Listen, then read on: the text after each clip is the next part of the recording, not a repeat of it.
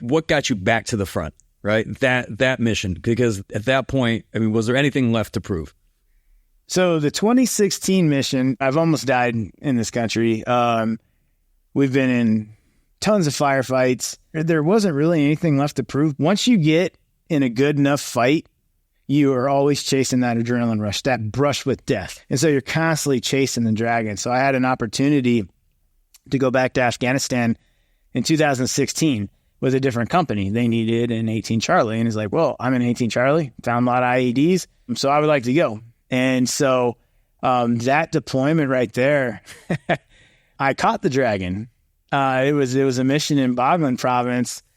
And that mission alone, I ended up just myself. I found 14 IEDs. My Afghan counterparts found over 50. We had been in multiple firefights, multiple ambushes. And yeah, I caught the dragon that mission. Yeah.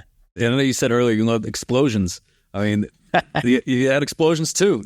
Just from the beginning, when we infilled in, we were getting ready to hit our first objective. And to get to this objective, you had to go through an orchard. And everyone knows in Afghanistan, orchards are super bad news. Booby traps, whatever. So as we started moving through this orchard, and again, I'm up front because I'm an 18 Charlie and I got my Afghans with me. We are looking for IEDs, and we hit a tripwire IED in the very front. So we hear this loud snap. So everyone hits the deck like you're supposed to. And it's like, sniper, like, anyone hit? Like, we're good. Well, we're trying to get this fishing line off us. Like, what is all over us? And we realize, oh, we just hit a tripwire IED at chest level. It's like, crap, man. And it didn't go off. The blasting cap went off, but the actual wall charge didn't go off.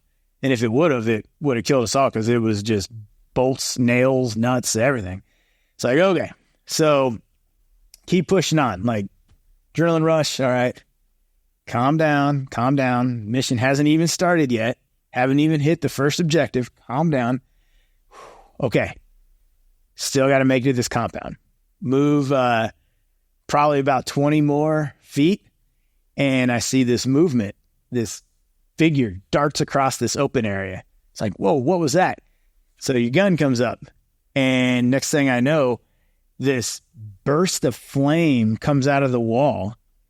And it's about 20 meters from me. And it's a PKM. So PKM machine gun.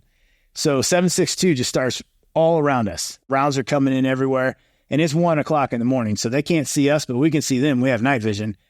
And then, well, I didn't realize this. They also had limited night vision. So this PKM opens up, and then this entire side of the compound wall opens up. AKs just blasting at our position. Under night vision, it just flashes everywhere. You got AK over here, and then RPG fires off. It's like, holy shit, man. We're pinned down in the orchard. And the remainder of the element was still making their way to the orchard because you clear ahead of the main element. And so they're pinned down too because the Taliban had put up what we call a L-shaped ambush. Pretty good. And so we're cut off in the orchard. Then over ICOM chatter, they're saying, hey, there's an American. He has the flashing helmet. And so I had an IR strobe or an infrared strobe on my helmet, which you can't see unless you have night vision. Well, the Taliban commander had night vision. So he was trying to put fires down on me. He was trying to coordinate fires onto me. And they yelled at a radio. They're like, Ryan, get that IR strobe off your helmet. Oh, shit. So I tore it off and I threw it, as close as I could get to where the PKM was at to help our JTAC coordinate an airstrike onto that machine gun's position. But yeah, we were pinned down and RPG after RPG after RPG, and I caught the dragon. It was the most intense, adrenaline, scary, death, something, whatever a word is for being so scared that you go off of muscle memory. Yep. That's what we were, pinned down in that orchard. And it did. I mean, we couldn't get approval to drop because my position from where the first machine gun was at was 20 meters. So that's not only danger close, that's extremely danger close. Like, you're going to drop on your own dudes. and finally get approval to drop, because if we don't drop, Ryan's dead. And so we were able to drop. Boom. First bomb goes off, and it rocked me. Like, I'm trying to stand up. I keep falling over. The only thing I can equate it to is being drunk. But this was like a drunk, like your skeleton leaves your body, slaps you in the face, then re-enters your body. It was weird. But 500-pound bomb dropped 17 meters from my position. Finally, it's like, all right, get the guys, fall back to where the main element's at, drop another couple bombs. All right, assault the compound. And I'm sitting there. I'm like, holy cow, I got this liquid coming out of my ears. And what is going on, man? Things are spinning, but you're in combat. And so muscle memory takes over, and you're just left, right, same way you do in training, which is why we train the way we do. And that was the beginning of the mission. And so we ended up clearing all of the village. I think it was called Nyazula. We ended up clearing all of the village. We get to our LOA, or our limit of advance. I think it was like 1400, 2 o'clock in the afternoon. Let's get up on MWE, men, weapons, and equipment. And then we're going to fall back to the vehicles. So we've cleared the village, mission complete. And there was IEDs everywhere. There was tunnels. There was fighting positions. There was World War I style trenches. I was just like, holy cow. I mean, were you guys expecting anything? Maybe. Yeah. But we're at the LOA, and one of the commandos, Afghan commandos, comes up to me with a Terp, and he's like, hey, we have word, we're seeing people that are coming this way. It's like, what do you mean people? Are they women and children? Are they men? There's no children. Okay. All right. Hey guys, we need to wrap this up. We need to go. But at this point in time, we're trying to let the Afghan army know, like, hey guys, you're going to have to hold this area. It's ancient in warfare. Take ground, you hold it. Nope. We don't want to hold it. Well, then why are we here? You have to. So anyway, so we're having this debate with Afghan forces at the time. And this commando, he's like, hey, the army, they can do whatever they want, but we need to leave now. We have word. There's a lot of guys coming in this direction, a lot of somebody. They're not children. And we keep seeing them and then not seeing them. And so tunnel system. I told the team sergeant, like, hey man, we need to roll. This is what's going on. And it was like within a matter of seconds, the entire tree line, the entire mud wall that was, 50 feet in front of us, everything just erupted in flames, and PKM, RPGs, sniper fire, and dudes were dropping, and we just went for cover. You're not worried about concealment, just cover. I need to get out of this line of fire. We need to fight back with overwhelming fire superiority, and we need to take the advantage, the upper hand.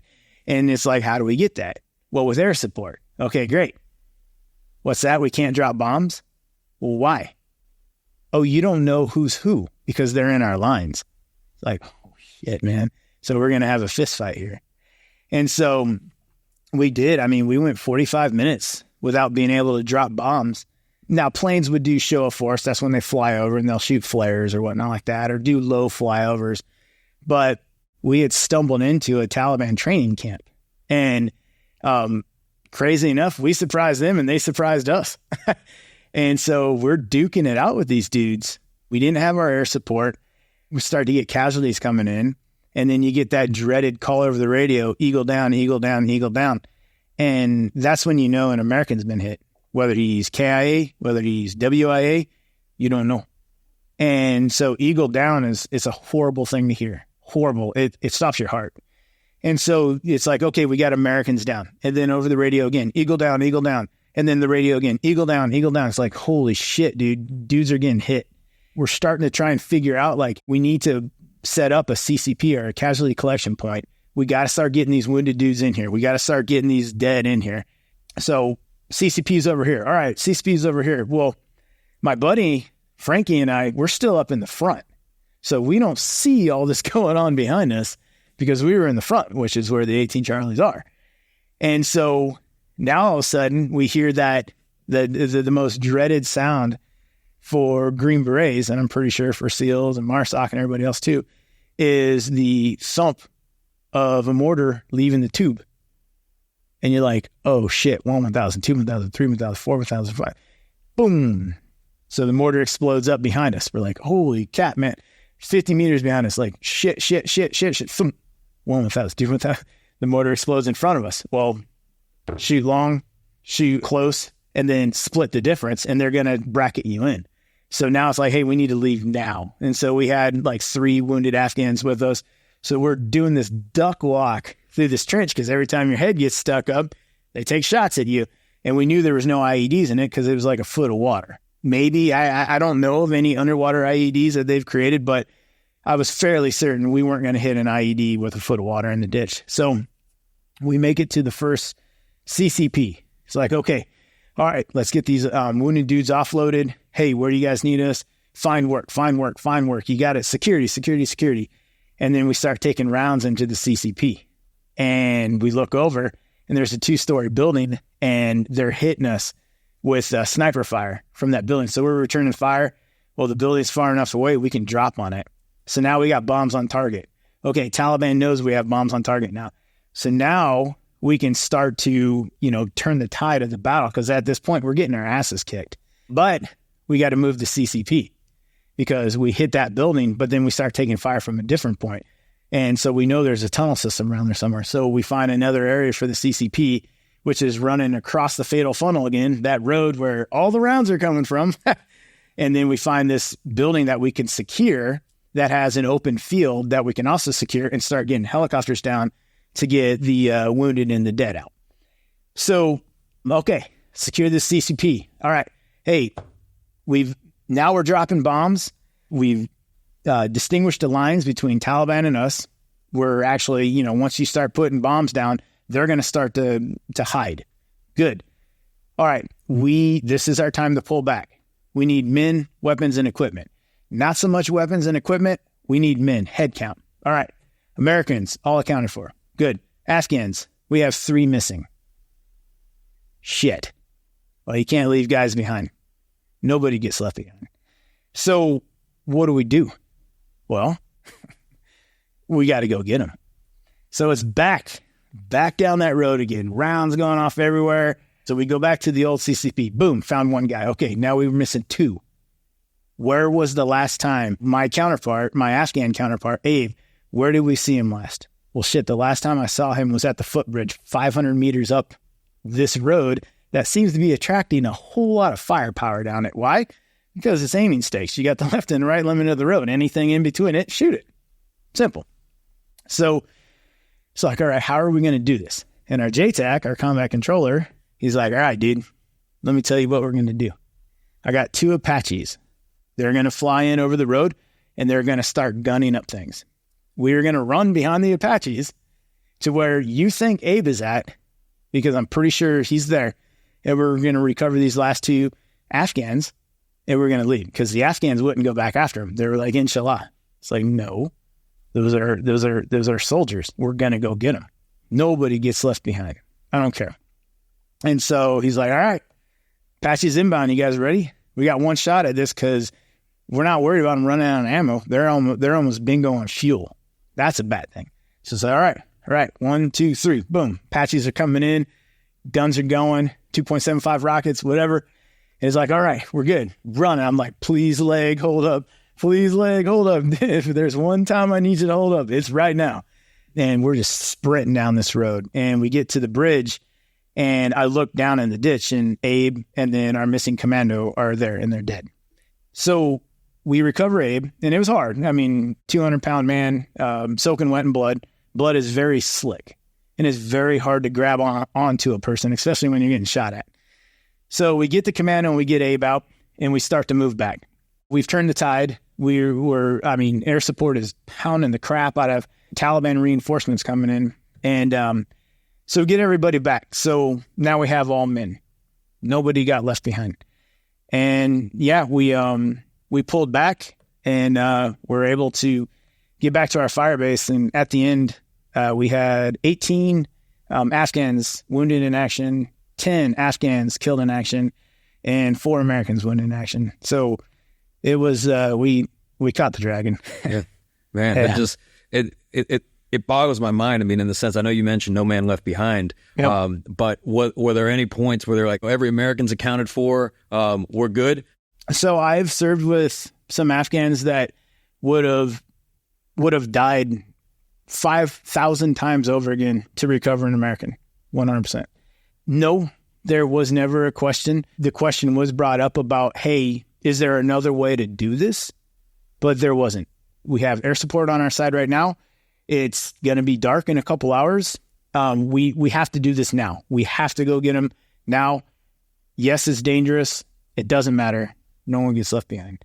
So no, it was never about, hey, should we go get them? It was, hey, how do we do them? How do we go and get them? And that's what the argument ensued until finally the JTAC was just like, hey guys, look, Apaches are inbound now. Let's go. It's like, roger that. Combat controller said, let's go. We're fucking moving. And because they control all air. They're heroes. Finally got to a point to where it's like, hey, look, man, you can plan something out. Excruciating details in the first round that's fired across your face. That plan goes to shit. And I'm pretty sure it could be the same in corporate too. You can plan something out to excruciating, details until that first or fragmentation comes in where there's like, well, we didn't think that was going to happen. Then that whole plan is gone to shit. Sometimes you just have to say, hey, bring in the Apaches. We're sprinting behind them. We're going to go get these dudes. You catch the dragon. Are you ready to go home? No, because now I want to catch his brother. And so I just kept riding this combat high and riding it. And I went back to Afghanistan. That was 16. I went back 17, 18, and 19 as a Green Beret. And then I went back 20, and I got home in July of 21 as a defense contractor. And you're just still looking for that high, that combat high, that distinct 7.62 crack that just puts your adrenaline into a ride that no drug will ever give you. And it's that I survived. Now I want to survive again and again and again. And it's dangerous. I don't know how it works, but I do know that it is an issue right now with veterans. And it's a very dangerous issue because there are people that are trying to get that high through any means available, including wrecking and losing their own lives to do it.